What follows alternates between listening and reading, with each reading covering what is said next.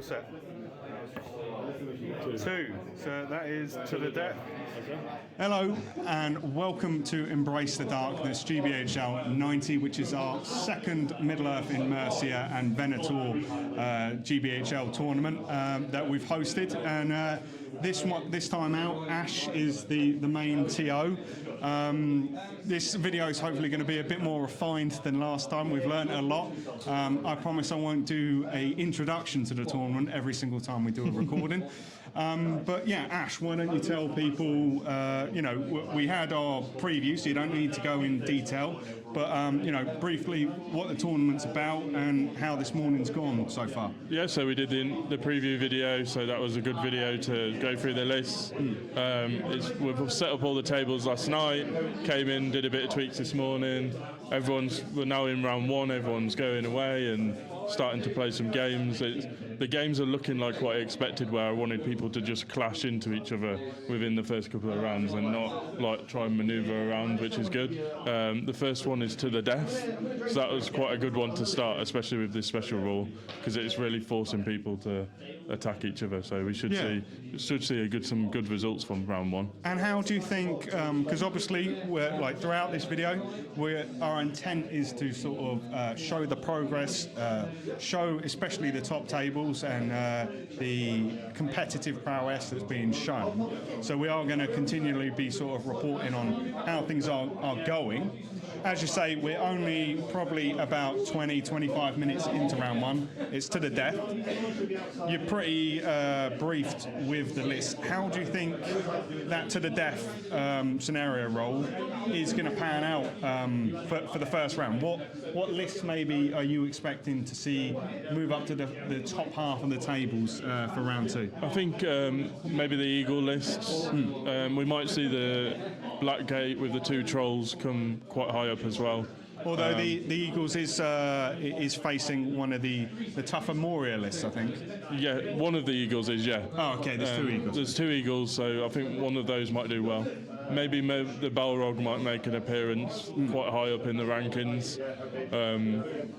But yeah, I think something with a high power hero with that high fight skill will do quite well, I think. Obviously quite a few monster lists still in the meta and knocking about. To the death is not a bad scenario for those lists either. No, yeah, I think so. So yeah, anything with monsters or high power hero, I think we're going to see go into the top of the table, and then we'll see what we roll for the next one.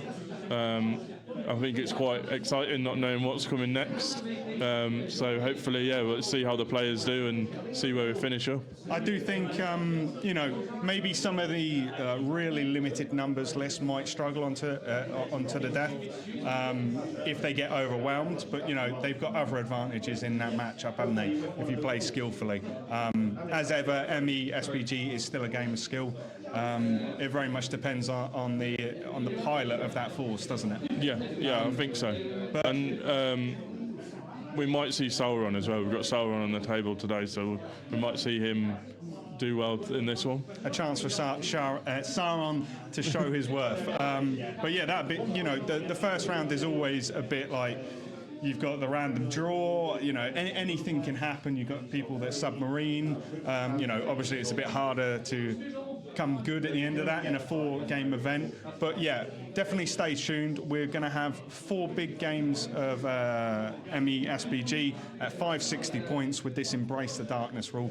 When we start getting some games coming to a natural conclusion, earlier than the 140 time limit that we've got for this, then we'll be bringing them over here. And as you can see with our new setup, we're much better prepared for this one. And getting some of those player interviews. We'll make Ash talk a bit more. He doesn't like talking. He's having to adjust to making the announcements and stuff himself. But yeah, Ash, any more to say before we close out this introduction and we do a time hop to the first set of results and interviews? Yeah, I'm looking forward to Dale proving you wrong and finishing top like last time.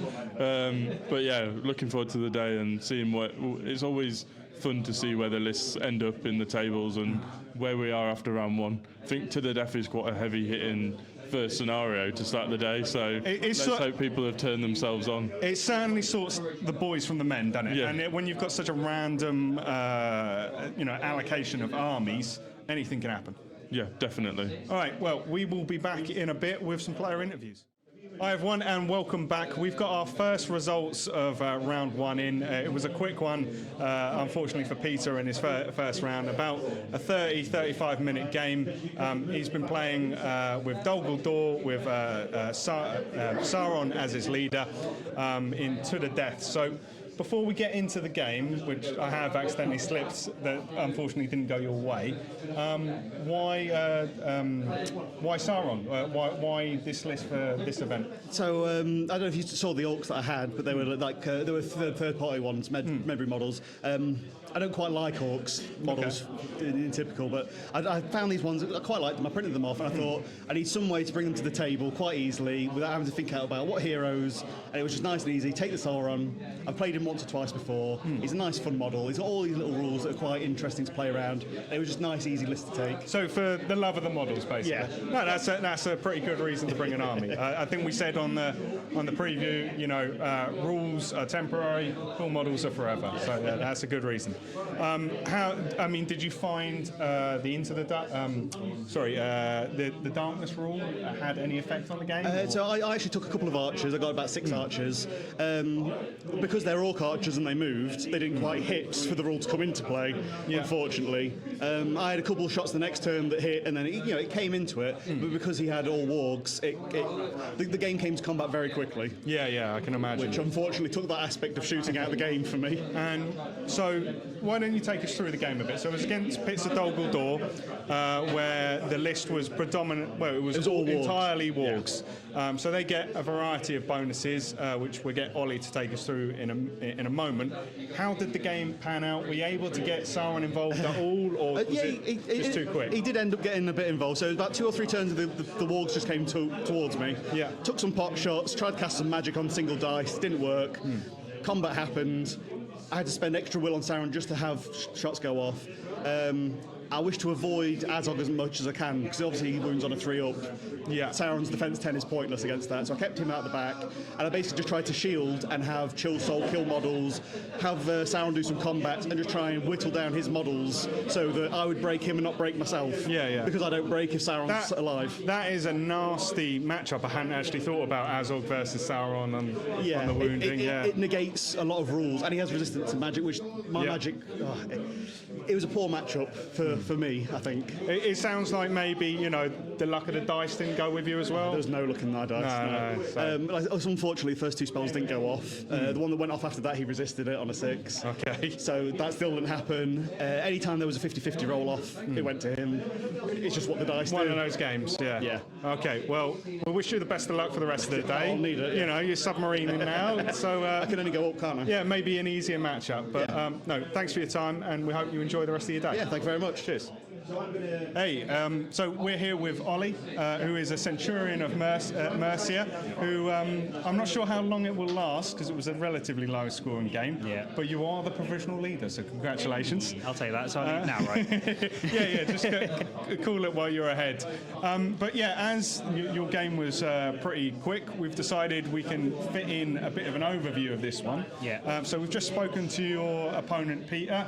Seems like a nice guy to play first thing in the morning. He was, yeah. All good. His loss was, fortunately for you, your gain. Yeah. And it sounds like things have gone pretty well in your direction. So before we get into that, though, do you want to give us a brief overview of your army, why you chose it, why you thought it might be good for the tournament? Yeah. So previous editions, I played a lot of canned. So heavy cavalry force, glass cannons. Canned are obviously gone, so I was looking for a new thing that I could give a go. Azog's Hunters has always been there, and the Warg Riders got a little bit of a buff because of their +1 attack on the charge, if they manage to charge. So had a look at that. Taking you to 3 if you're charging infantry. Taking me to 3 if I'm charging infantry, or captain's 4, which is great. That's pretty mean, yeah. So I was originally looking at the Azog's Hunters list. After thinking about it and looking at it, and then looking at other lists, I settled on Pits of Dol Guldur. Yeah. Purely because it gives me a free turn where I get to just take priority. Okay. They don't get to declare any heroic moves or anything like that, so I guarantee the charge. So especially like in that game where I got a charge and then I guaranteed my next turn charge as well, so I got 2 rounds. Nice. So you can have a big impact on the game. Yeah. I settled on Azog with 9 wargs and a captain with 9 wargs. Okay. So. Now, on the face of it, facing Sauron is always a bit of a daunting task. Yeah. How did you deal with that? Did your opponent's strategy work in your favour, or do you think it was just your plan and it came out the way you were hoping? I think the scenario played in my favour more than anything. With Sauron taking up so many points, he doesn't have many orcs on the board. So he placed himself in the middle. I then was able to just envelop him and just go all around. Sauron, obviously a huge threat, but if I can kill as much as I can, as fast as I can, Sauron is not a massive threat. Yeah. The Pits list also gives me magic resistance. Yeah, I heard you had a big 6 resist, yeah? Yeah, so he managed to kill a couple of dudes with Chill Soul, but I resisted and then he failed a couple as well, so incidental magic resist is just great. I also had the opportunity of wounding him at the end when he flubbed his rolls against 2 wargs, because I get +1 to wound magical users, so it was only going to be sort of 5s by 4s. Yeah. But didn't get that, but yeah. It was just a really quick game. I think it was always going to be a quick game with to the death, no objectives to try and play. Yeah, straight into each other, and then the shooting rule pushing that as well. Yeah. Well done, Ollie. It's always good to see a Centurion do well. Me and Ash are sort of just allowing you all lot to score points and bring us up the league, and it's going pretty well, that plan. Yeah. Just to sort of close off, how are you feeling about the rest of the day? I know it's random scenarios, so it's hard to predict, but do you reckon you could wind up there with this list? How are you feeling? Depends on what I play against. I think most scenarios I'm okay. Obviously, I've got the move advantage against pretty much everyone, but I can see trees over there, which I'm not excited about. Don't fancy a monster list, no. Depends on the monsters, I think. Trees are really high defense and really high fight, and all my dudes are courage 2. Yeah. So I've only got 1 guaranteed charge with Azog, who's fearless, but everyone else is just going to probably be sitting by the wayside. Yeah, terror and low courage is. I've played a lot of that in the past. It's difficult. So I'm hoping to play against infantry lists where I can just hit them hard and roll 6 dice to try and kill them. Okay. So. Well, best of luck with the rest of your day, and as the home team, we certainly hope to see you up there. Hope so. All right. Cheers. Cheers. Hey everyone, we're back with our second result of round 1, and I thought we'd grab Jordan here to have a bit of a chat about the Eagles, because they have done well at our events previously, and this is one of the ones that we could see right up there. We've got a bit of time, so why not give you a bit more insight into how the tournament's going. So Jordan, why don't you firstly sort of tell us why the Eagles? Why did you choose them? Did you think it'd be particularly good for this event, or just all-rounders? They're all-rounders at the moment. They're just so good. They're just so good. Monsters have had a massive buff. I'd never run them before the new edition. Yeah. So built them as soon as I read the rules, and they just play all of the 6 missions. 6 missions? Yeah, 6. All the 6 missions really well. They're good all-rounders. They're good all-rounders. They've got dominant, I assume. Yes. Yeah. So one of the things with Reconnoiter, if you've got to fly off, if you're playing against free trolls, just fly off the board. Just leave.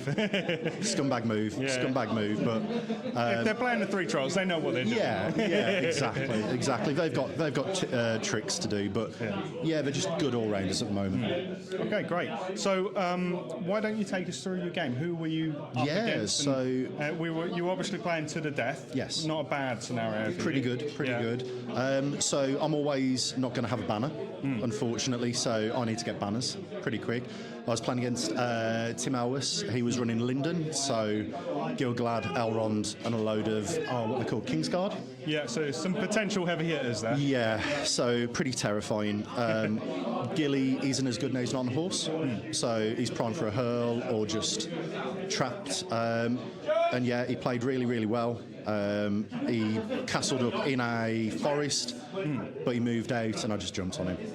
Screeched, scumbag screech. And that's just for people that may be not aware, that pauses everyone for the turn. Yeah, so it's Greyhear's special ability. Everything within 6 inches of Greyhear can't move, which is pretty spicy. Yeah. They can do everything else. So there's no resist or anything, is there? Yeah. Army ability. So if they've got a caster or anything like that, jump onto it so they can't cast.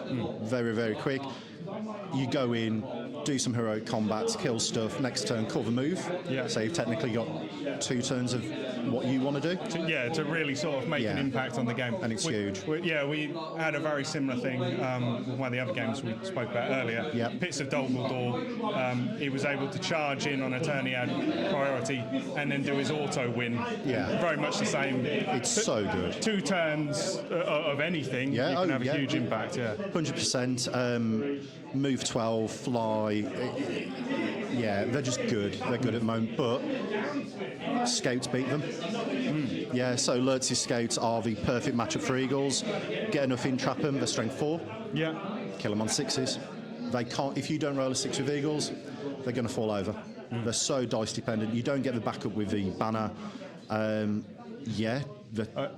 have, as people who watch the preview will be aware, I've been playing double trolls a bit. Yeah. My Mordor list, and if you don't get that 6, bad times. Huge. And the beefy chiefy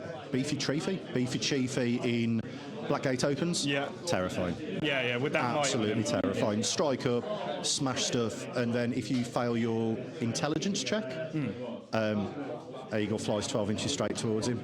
Brilliant. He then moves in. Dead Eagle. Excellent. There's a lot of new combos we're still learning. So about good. this edition. So good. Loving it. It's thriving. We're a bib, so it's really positive. And how I know you said you feel like you're relatively strong on all the scenarios. Yeah. Any that you're hoping don't come up in the dice rolls? The big one is, at the moment, which we're umming and ahhing about, is monstrous strike, so barges, hurls and everything. They're not classed as strikes, so if you're transfixed, you win the combat, can you barge models away or hurl a model? Because they're not classed as strikes, and you're not moving. Put me on the spot. I'd have to consult the rule book. It's an interesting one, because it says they're not affected by shenanigans. Yeah. But it needs FAQing, because the nice thing is you could just barge stuff away. Okay. Call the Screech next turn, go in. So that's a big one. And Legolas. Can Legolas shoot out of combat if he's in combat? Shoot out of his combat? Yeah. I don't believe he can. I think he can only fire into his own combat, was the way I interpreted it. It's very interesting. It needs FAQing. Yeah, he's good enough anyway. There's plenty of stuff that's coming up all over the show. Yeah, definitely. Does need refining. We're in the early stages of a new edition. Like, let it play out, see what happens. The new book's coming. Yeah. We don't know when, but that'll mix it up again. So it's exciting times. I know for sure for my because we sort of take it in turns being the chief TR. Yeah. My FAQ is going to need rewriting for the next one. It's interesting. Yeah. It's really interesting. But no, lovely venue, never been before. 100% be back. Like, it's great. Good. Yeah. I mean, everyone had a good time last time. So we're Ned trying to got me provide here. that again. Ned said it was brilliant. So word of mouth works. Awesome. Thank you very much. That's No good problem. advertising. So, and if you do want to attend, we've got 10 tickets left for the next event. I need to get one. Yeah, great. Sweet. There's 9 tickets. Yeah, John will be happy with me. Sweet. But no, best of luck for the rest of the day, pleasure. Jordan. Thank you. Do well. Cheers. And maybe we'll interview you again later. Hopefully. Hi everyone. We have had quite a few early finishes in round 1, so we've been lucky that we can take you through 3 games pretty much in full. So I've got Ryan, another Centurion of Mercia, did very well at last event, 4th I think it was. Yes. Yeah. And he's just put in a really good performance and come in 18-0, I think it is. That's correct, yeah. So we're being a bit speculative, but we highly suspect he will be the provisional leader at the end of this round. So we thought we'd grab him having a bit of a chat. But to start off, Ryan, you've obviously changed from Goblin Town to Minas Morgul, which is proving ever popular. Was it the format that led to that choice? Just fancy something different? The specific army setup itself, or? So it's one I've had sort of been thinking about for a while. So obviously Goblin Town last time would have been a perfect setup really for it this time as well, with the Cover of Darkness rule. But I thought, well, I want to give it a run out and I want to try it not using any trolls and sort of have the base of the infantry can do the legwork of what a troll would do. Yeah. If I come up against anything which has got high courage, my sort of tactic would be to just sap its courage. Yeah. To lower it enough. Anything that's courage 4+, 1 courage off it means my whole army is going to be wounded on a 5. Yeah. So, I mean, turn 3 in that game, a lot of things had to go right, but pulling out their Troll Chieftain and just blitzing him with automatic charges from being in range of a Spectre, transfixing, and that's basically how it went from then, really. Yeah, I think, because I did have a good look at yours, because I'm fancying playing Minas Morgul as well. 38 numbers, was it? Exactly that, yeah. Yeah, which is pretty good. Yeah. And I mean, I was toying with the Crown, and that was the one that I was sort of like, it's a lot of points, but yeah, I did see your upgrades on there. Yeah, so the sort of the reasoning behind that is there's so many armies and special rules which ignore courage to charge, and like bodyguard and loads of army special rules that just ignore it. The king negates it, being able to sap the courage.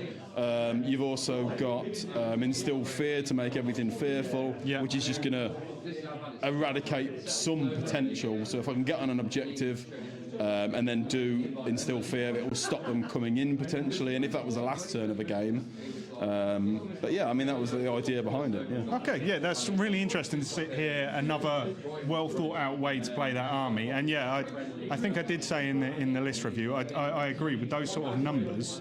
You're just going an alternative direction to the trolls, and with the traps and the others and the Blades of the Dead, you can certainly get the job done. And that's it. So like in the old rules, obviously Compel would pull them forward and then they'd be transfixed. So because we've lost that, the Spectres can almost do the same, which is exactly what I did in this game. So courage check to pull him out of the ranks.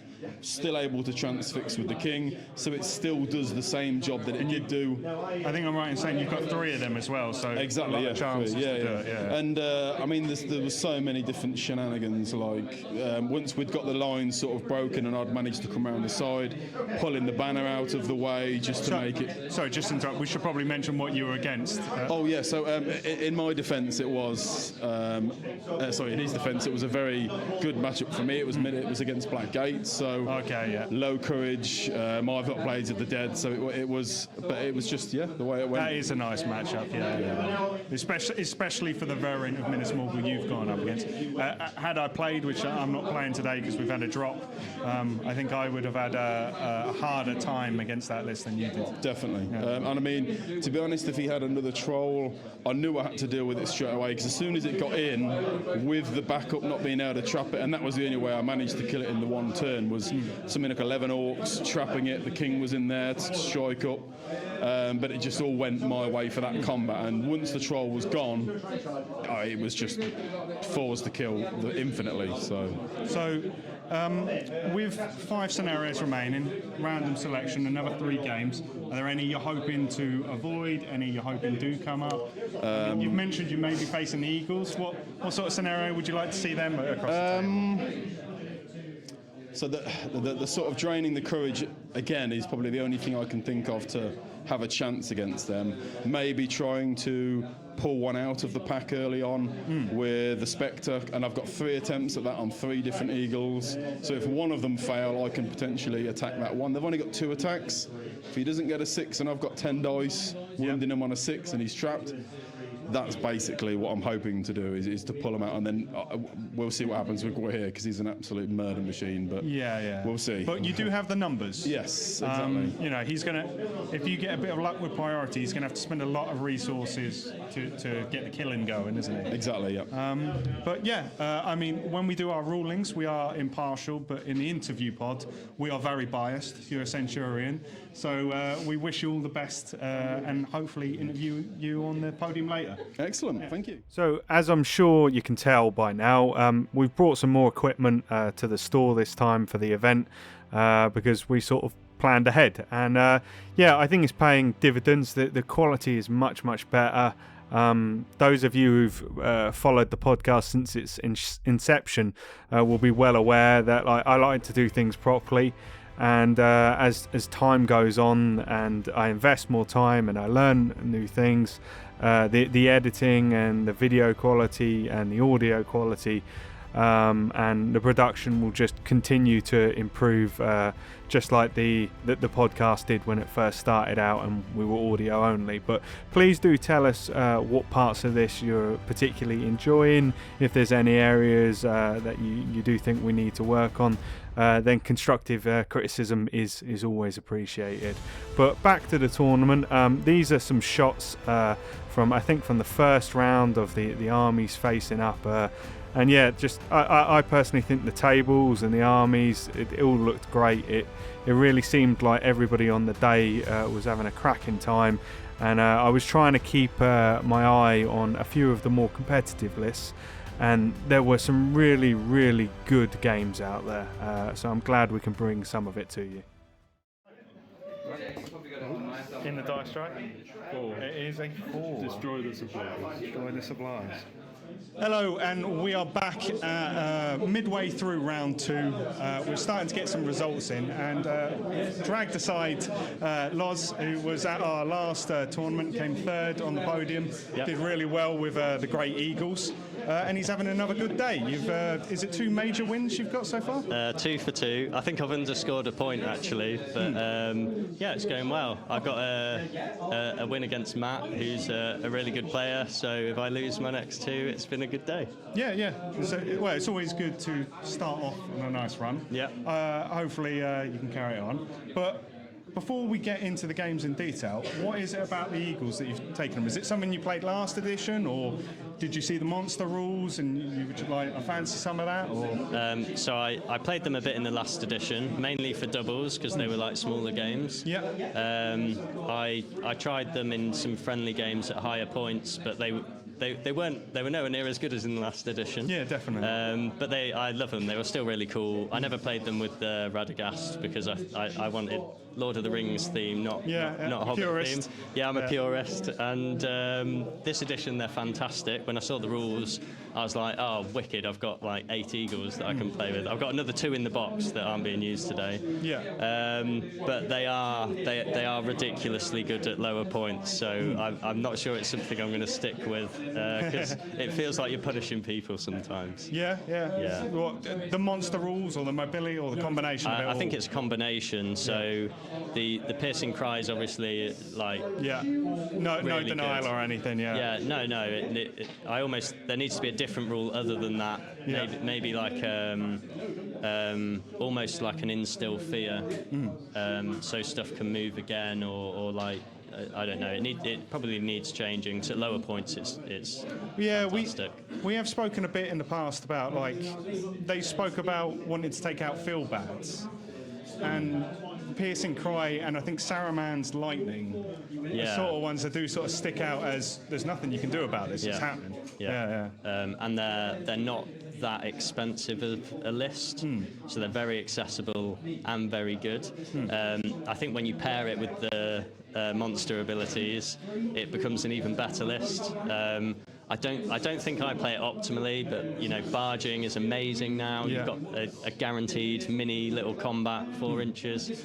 Hurling is way more precise. You can almost guarantee your knockdowns without. And I assume being Eagles, you've got a reasonable intelligence test on that as well. Yeah, so Gwahir's 3s, Great Eagles are 4s. Ooh, that is good. And if you play fledglings, it's 5. So you don't fail often. So yeah. Excellent. So I think especially Destroy the Supplies is a favourable scenario for you because that mobility is really hard to deal with. Yeah. There's 4 remaining. Are there any scenarios that sort of give you pause for thought and you're hoping won't come up this afternoon? I don't mind what I play. If it's not in my favour, I'll enjoy that. Although Destroy the Spies is pretty good for Eagles, it was against the Balrog, which one of my good mates plays the Balrog, and I stopped playing Eagles in the last edition because he was spanking me so bad with the Balrog. And now the tables have turned. You're always a whip away from losing multiple Eagles, so I don't mind what I play. Anything that lets me use objective markers, I quite enjoy. Yeah, we were having a brief chat about his objective markers. Some really nice eagle eggs. Yeah. I've already had a great day, so it doesn't matter. I can get spanked for the next 2, and it's fine. Awesome. Can we expect to see you back for a third at some point? I think so. It's not. Our team is based in Sheffield. Our Fellowship of Steel team. So it's not a million miles away. It's about an hour and a half. So it's nice and local. They're also there's smaller tournaments here, which I much prefer. Although I only realised this morning it was 4 games. I thought it was 3. Okay. Probably. Yeah. Okay. Well. And likewise, it would be nice to have you up in Sheffield. Yeah, I need to book up some tournaments. I haven't played the tournament yet, the new edition, but I've been a bit of a slow painter, but I do now have some armies ready. So I'll be looking for some anything tournaments. Exciting? I've got Minas Morgul. Nice. And what was the other one? I'm working on is it Besiegers of Edoras, the one with the Rohan traitors? The nice new models as well. There seems like there's something there. I don't think it's like super meta, but I like the idea of playing all new models. And then Minas Morgul, I think that's pushing a bit more like. Yeah, this is quite good. A pure Lord of the Rings list as well, Yeah, I'm not a big fan of The Hobbit, to be honest. No. But Ash tells me off for slagging it off too much, so I won't get into that. Okay. But no, thanks for your time, and all the best for the rest of the day. It seems like having a nice time is more important to you. Yeah. So definitely. I hope you get both, mate. Yeah, thank you. But no, thanks for your time. Cheers. Hi, everyone. We've got another player interview at the end of round 2. Liam has kindly given us 5 minutes of his time out of his lunch as he's had a long game that's ran to time. But it's fortunately been well worth his while. He's come away with another major victory and playing a list that many people have been talking about, Army of the White Hand, with the sort of bonuses that Saruman gets and quite good numbers. And I think we did go through your list in the preview. You did, I think you poo-pooed it, saying it didn't have enough numbers. But I said I would make a few changes, but yes, I you did. It's good. Yes, you did. Anyway, why don't you give us your side of why you've composed it the way you did rather than what I did? Yeah, sure. So the main thing was the strength 4 of the Uruks is just so much more useful for punching into defense 6, which a lot of armies like Gondor, which are quite prevalent. You've got a lot of Blackgate, which is also defense 6 as well. And although the strength 3 Wildmen re-rolling 1s to wound is okay, you just want a little bit of time where you can actually roll either a 5s or 6s to be able to just kill stuff and actually chew through stuff quicker. Because you are relying on a lot of stuff that's low defense in this army, because nothing is really defense 6. It's all defense 5 or lower. So you need to be killing as quickly as your opponent's killing you. And they really do have the potential for my opponent to kill me really quickly. So that's why I've gone more with the defense 5 plus the strength 4. And the fight 4 is really handy as well. Because if you take those out and put like orcs or more wild men in, you've only got fight 3. So you're really struggling against a lot of fight 4 armies now. Again, same things like lots of Gondor out there.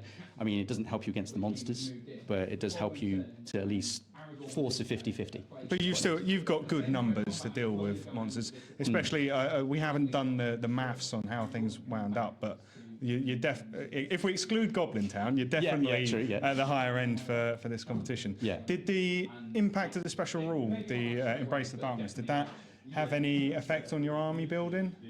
Not massive. I was always planning on putting a little bit of shooting in because you just want that little bit of deterrence so your opponent doesn't just sit back and shoot at you. So having those honesty bows, as I like to call them, just forces the issue a little bit so that you can try and plonk a bit of wounds. And the Embrace the Darkness means that I was looking at it from a point of view of thinking they're probably not going to get Rangers of Mirkwood turning up because they have to get close to not have to keep doing those in the ways. and I think heavy shooting armies probably wouldn't be as prevalent. I'm probably wrong now with the fact that Dale is here twice, but there we are. You've only got a chance of meeting one of those lists. Oh, okay, now, that's all right then, that's fine. So one more sort of grilling on the composition of your Yeah, army. yeah. There's been much talk about sort of magic having been greatly reduced. I sort of feel like, personally, it's been changed how you use it, Yeah. but it's still very effective. Saruman's one of the best casters in the game. How are you getting on with it? Yeah, really good. I mean, you've still got a resource management here, and you know when to use his abilities and when to use spells. But the armies that I've come up against at the moment have mainly a large key figure. The first one, Goblin Town, was the king. So just basically put the -1 on him and then just did the Saruman thing on him and sort of kept him out of the game for a lot of it, with just knocking him down with Sorcerer's Blasts. And then this game, the beefy chiefy, he was quite nasty to take on. That is a mean list to face, yeah. And although Saruman did fluff a couple of his rolls, most of the time he was able to do magic at will on the chieftain. And bless Alex, he did struggle a couple of times with his rolls with a 1 or a 2, which really doesn't help when you've already got that -1. You're then thinking, oh, do I spend a lot of might or resources to be able to negate that? And he actually had to be able to get him in the game, had to spend 2 points of might to up a resist score so he could actually charge in and be relevant. But then he was pretty much out of might after that, so he had no might to sort of counter anything I was doing. Yeah, I definitely second that. I obviously haven't played at a tournament yet this year, but yeah, using magic to milk resources and things like that out of people is another really effective way to use it. So just to conclude, you are having a cracking day, it seems. Yeah, two wins, two games, I'll take it. Yeah, you're in a provisional podium position at the moment. Yeah. Could well wind up at the top. I know that's not everything. No, but no. you know, you come into a tournament, you want to do well. Yeah. What maybe are the scenarios you're hoping for out of the remaining 4, and the 2 that you maybe would prefer not to see? Yeah, I mean, the one for me that's the obvious easy one is Recon. If I get that, then Grima can literally just walk on with the opponent's warband and walk straight off, and he's a hero. So that an means extra that- point in this edition. Yeah. So it means that straight away I'm already at the advantage. It was kind of like what happened with my game in this one, where the lightning killed the banner first turn and Grima destroyed the supply first turn. So I was already up by about 5 points. But I suppose hold ground isn't great for me. The Maelstrom mission means that the lightning doesn't work quite as well if my opponent ends up near me, because it's got that 12-inch bubble where you can't use it. So hold ground's not so great for me. But to be fair, the other 2 isn't too bad, to be fair. Fog of War's pretty good, especially when you've got Grima, who can literally just sit on your opponent's Can they literally not attack him? No, can't do anything unless they've got magic. If they've got magic, they can. Or if he destroys like a war machine, because obviously you can just walk and touch a war machine, destroy it, dismantle it, then he counts as an enemy. So if I go up against Dale, Grima can literally walk to Girian's Wind Lance, take it apart. It's no longer in the game, then he counts as an enemy, but it's well worth the 25 points. Yeah, definitely. So Fog of War is a good one. Recon's a good one. I definitely want to see those. Hold ground is probably the one that I least want to see. So hopefully that doesn't now force Ash just to go, we're just going to do hold ground. No, we have been doing it random. The dice trays there. I know you said you were going to roll it. So we filmed it as well. For that's fine. That's purposes. Perfect. Obviously going to publish those later. After we've edited them, of course. Yes. But no, thank you very much for your time, Liam, and best of luck with the rest of the afternoon. And if you make it onto the podium and you've got time at the end, maybe we'll chat to you then. That'd be absolutely brilliant. Thank you very much. Cheers. Thank you. Thank you. So in a minute, there is going to be a proper full breakdown of the state of play of the tournament at lunchtime, who's still in the hunt, and the list that we think could make it up onto the podium. If you have enjoyed this content, and we've certainly enjoyed producing it for you, please do make sure to give us a like and subscribe, or leave your comment down below with the stuff you've enjoyed or the stuff that maybe we can improve. It really does help the video, and it certainly motivates us to put in the extra effort into the videos. Now, coming up is going to be a run through of the various best armies. I'm not sure if I got all of them. I did get most of them.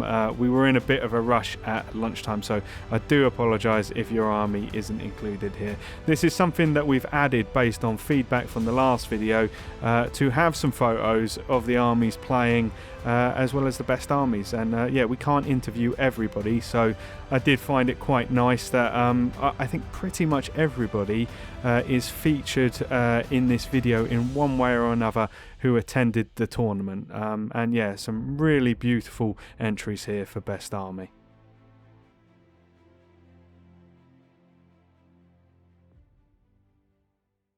Hi everyone, we are back and it is lunchtime. All the game results are in from round 2. So myself and Ash thought we'd give you a bit of a TO update, although apparently I am the assistant to the TO today. We've got quite a few people that are on unbeaten. You know, there's a lot of people playing some nice games with some really nice armies at lower tables, but we can't focus on all 26 players, unfortunately. So we are going to focus on the front end of how things are unfolding. So Ash, you've got the rankings there. Do you want to take us through all the armies in reverse order, lowest to highest, that are unbeaten currently, and their generals? Okay, so we've got Richard Ancliffe. He's Minas Morgul. Okay. He's got 2 minor victories. And then we've got Jordan Bladden, who's got Eagles, and he again is on 2 minor victories. We've got Loz Barfoot, who's Eagles again. Who we spoke to a short time ago. On a major and a minor. Mm-hmm. And then we've got Ollie Brown, who is a Centurion. And another player that we interviewed earlier. Yeah, so he's Pitts of Dol Guldur, and he's on 1 major, 1 minor. And then we've got Leon Smith, who we've just interviewed. Yeah, we literally just spoke to, and we've upset with the dice roll of what next scenario is going to be, which is hold ground. He's Army of the White Hand, yeah, and he's on 2 majors, with a margin of victory of 15.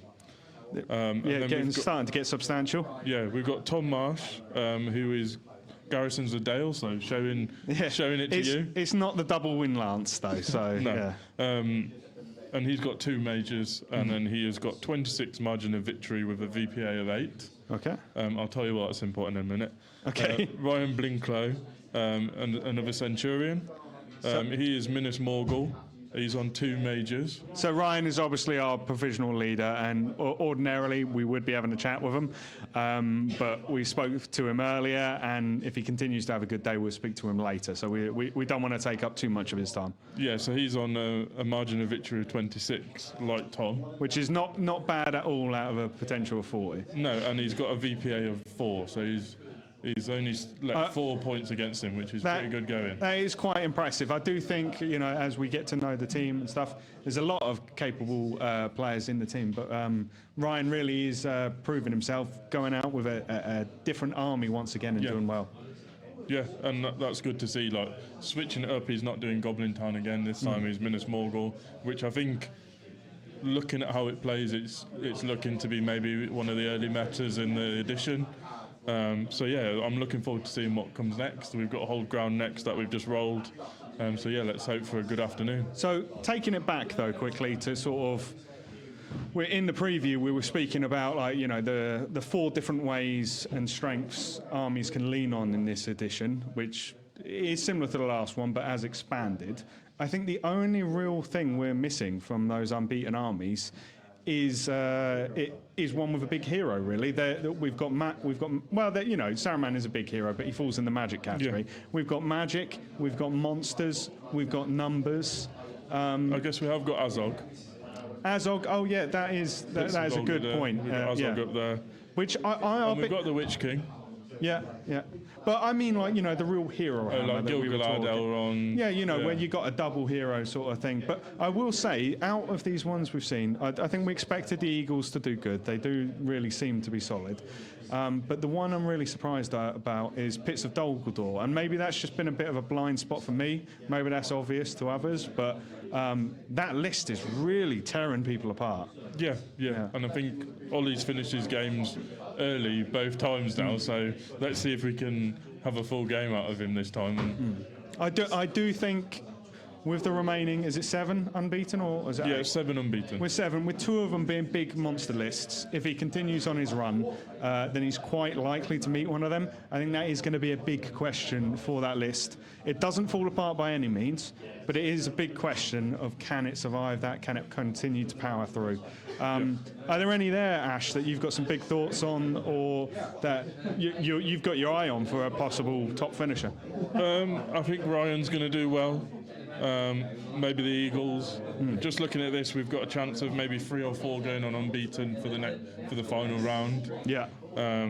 So that's looking quite like a good competitive end to the day. And having spoken, like, you know, although we do want to focus like for quite a few of these tournaments on sort of the competitive end of the GBHL90 scene and the one-day scene, I will say that, you know, we are pushing sportsmanship and we are pushing player experience, and having spoken to almost everybody on that list, I'd be happy to play against them all. They're like really good sports. Yeah, I think so. And just looking at this, there's no trolls in the top 7. I told you, I don't rate it. I don't rate it. Your trolls. Not, Huh? No Oh, trolls. okay. Well, well, double troll meta is going to have to wait for another day. I'm coming out at some point with it. Yeah. Okay. All right. Anything else, Ash? No, I'm just looking forward to seeing where we end up at the end of the day and speaking to some more guys. Cool. So stick with us. There's going to be more coverage coming in the afternoon. See how this one unfolds. Get your predictions down in the comments now as to who you think is going to finish up the day on the top of the podium. All right, there we go. Here's a 4, so that's a re-roll. It is a 3, so that is hold ground. Firstly, thank you from myself and Ash to all of our tournament attendees. You made it another great event, and we're more than looking forward to our next one in May. All things perfectly balanced as they should be. GBHL90 tickets are still available from Venator, so check that out. However, the content from this event is not over yet. If you've enjoyed part 1, make sure you check out part 2 when it drops, as we have another Mercian first. We have the entirety of the top table fully recorded with commentary. You'd be a fool to miss it. Check out part 2 when it drops.